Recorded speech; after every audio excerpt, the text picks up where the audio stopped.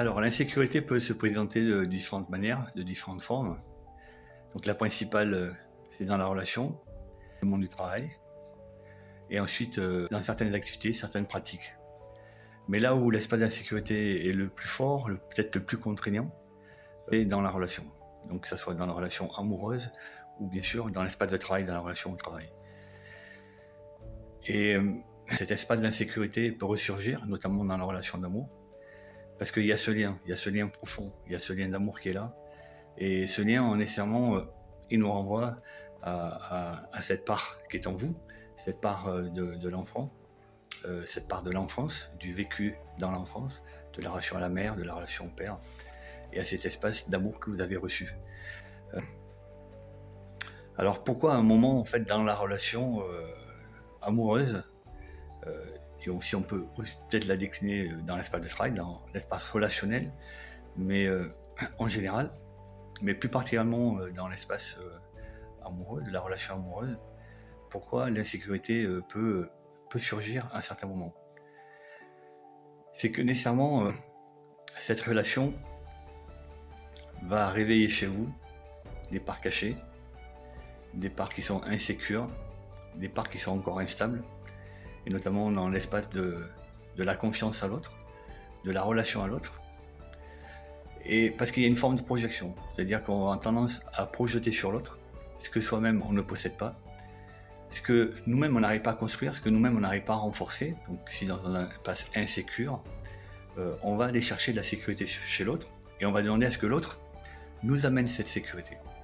Et si l'autre ne produit pas en fait cet effet ou ne répond pas à cette demande d'être rassurant d'une certaine manière, ou d'apporter des preuves, ou de montrer qu'on peut avoir confiance ou qu'on se sent en sécurité, bien dans la relation, sans peur, ça devient compliqué.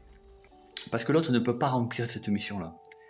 Ce n'est pas l'objet de l'autre, en fait, dans la relation, de remplir la mission, de sécuriser ou de donner la confiance. Bien sûr, il y a une problématique qui est liée à la transparence, à l'honnêteté, à la non-ambiguïté, à la vérité, etc. Ça, c'est une chose. Mais tout ce qui concerne l'espace d'insécurité personnelle, c'est propre. Et c'est vraiment une démarche qu'il faut arriver à comprendre, c'est que cet espace d'insécurité, il est en vous et c'est vous qui le produisez. Il n'est pas lié à la situation extérieure. Chaque situation peut être différente. Il y a vraiment des situations qui peuvent être extrêmement dangereuses, voire effrayantes. Donc on pourrait se sentir en danger réellement.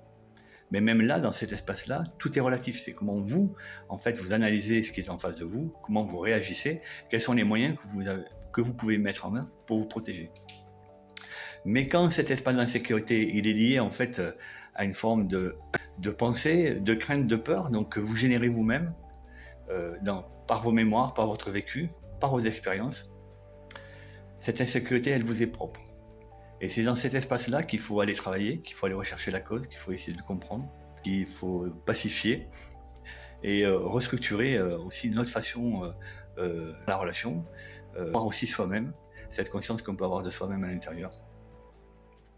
Et de se tranquilliser face à des choses sur lesquelles de toute manière on n'a pas de pouvoir.